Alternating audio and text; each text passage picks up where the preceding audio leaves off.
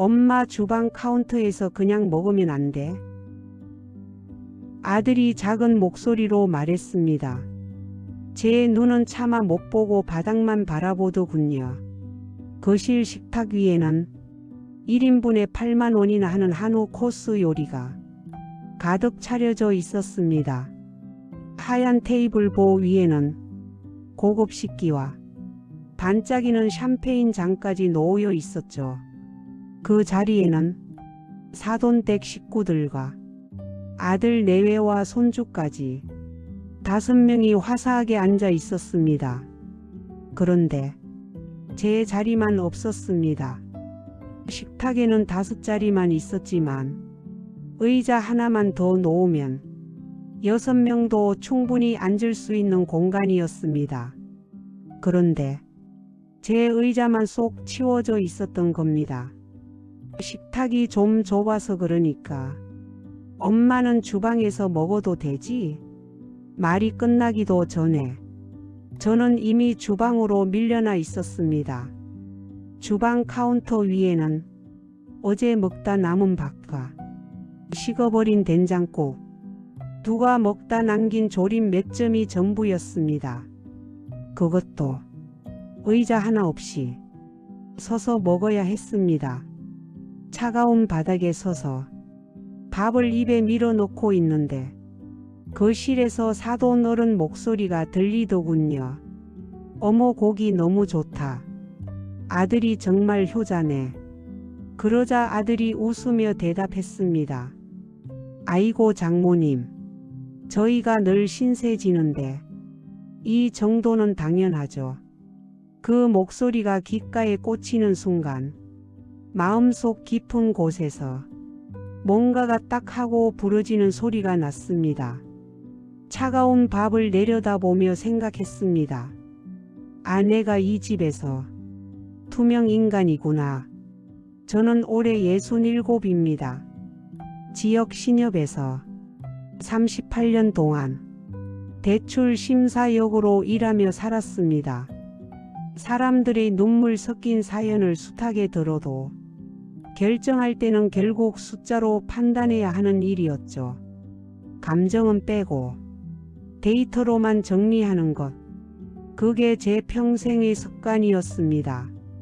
그래서 그 순간 저는 서운해하는 대신 계산기를 두드리기 시작했습니다.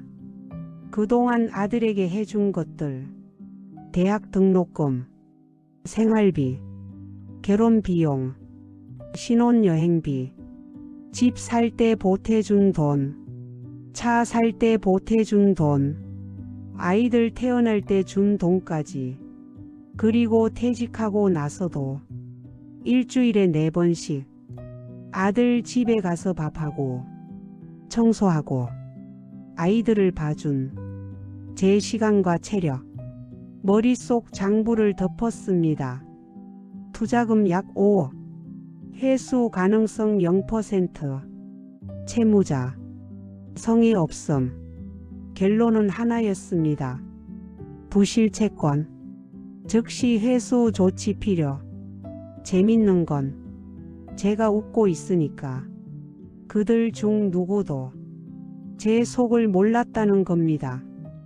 응, 그래. 괜찮아. 천천히들 먹어라. 저는 완벽하게 웃어 보였습니다. 은행에서 대출을 거절할 때 쓰던 그 웃음 있잖아요. 상대방 기분은 상하지 않게 하면서도 결정은 절대 바꾸지 않는 그 웃음요. 그날 밤 집으로 돌아오는 길 저는 결심했습니다. 진호는 더 이상 사랑하는 아들이 아니라고. 원금 회수는커녕 이자조차 제때 내지 않으면서 담보물인 어머니의 사랑만 갉아먹는 부실채권일 뿐이라고. 영민은 자신의 38년 경력을 걸고 이 가망 없는 관계를 냉정하게 정리하기로 마음먹었습니다. 그녀의 눈빛은 이제 슬픔이 아니라 숙련된 심사역의 날카로움으로 빛났습니다. 좁지만 정갈한 영미의 원룸. 그녀는 낡은 노트북을 켜고 엑셀 파일 하나를 만들었습니다. 파일 이름은 관계 정리 프로젝트, 증거 수집, 재무 분석, 법적 확인, 그리고 실행. 먼저 증거부터 모았습니다. 지난 몇 년 동안 진우에게 들어간 보험료, 아파트 중도금 지원, 손주 양육비 송금 내역, 무리한 요구가 담긴 메시지들. 엄마 했던 말 또 하네. 치매 아니야? 사돈 오시는 날엔 옷 좀 제대로 입어. 창피하게. 이번 달에 25만 원만 더 보내줘. 손님 접대해야 해. 그동안 녹음해둔 음성 메시지까지 날짜와 금액을 차곡차곡 저장했습니다. 감정은 섞지 않았습니다. 감정이 섞이면 나중에 마음이 흔들리니까요. 그 다음에는 아들 부부의 수입과 지출을 계산해 봤습니다. 아들 월급과 며느리의 파트타임 수입을 합치면 500만 원이 조금 안 됩니다. 그런데 사돈 접대비, 외식비, 쇼핑비로 매달 수백만 원이 새어나가고 있었습니다. 결론은 단순했습니다. 내가 돈을 끊는 순간 이 집은 바로 무너진다. 변호사에게도 확인했습니다. 이 명의들 전부 제 이름으로 되어 있죠. 제가 해지해도 문제 없나요? 그럼요. 본인 명의니까 언제든 중단 가능합니다. 법적으로 아무 문제 없습니다. 마지막으로 제가 한 번 더 물었습니다. 그럼 변호사님, 67 먹은 엄마를 주방에서 서서 밥 먹게 한 건 법적으로 문제 없나요? 변호사는 한참 말을 못하더니 조용히 말했습니다. 그건 법이 아니라 인간성의 문제죠. 그 말이면 충분했습니다.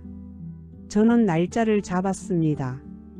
아들 월급이 들어온 다음 날 카드값과 대출 이자가 한꺼번에 빠져나가는 날, 이번 달도 무사히 넘어가겠지 하고 방심하는 바로 그 타이밍, 가장 정확하고 가장 공정한 타이밍이었습니다. 그리고 실행에 옮겼습니다. 보험 해지, 자동이체 중단, 제 명의로 되어 있던 통신비 정리, 매달 보내주던 지원금도 영원으로 돌려놓았습니다. 마지막으로 내용 증명 한 통을 보냈습니다. 오늘부로 모든 금전적 지원을 끊는다. 이유는 단 하나.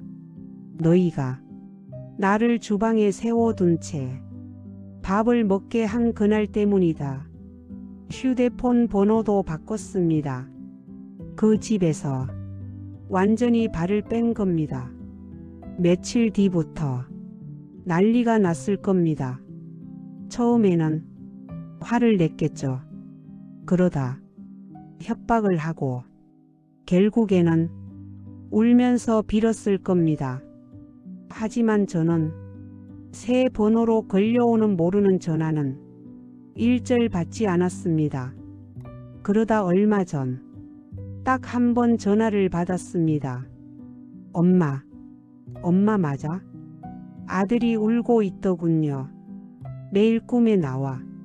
엄마가 주방에 혼자 서서 밥 먹던 모습이.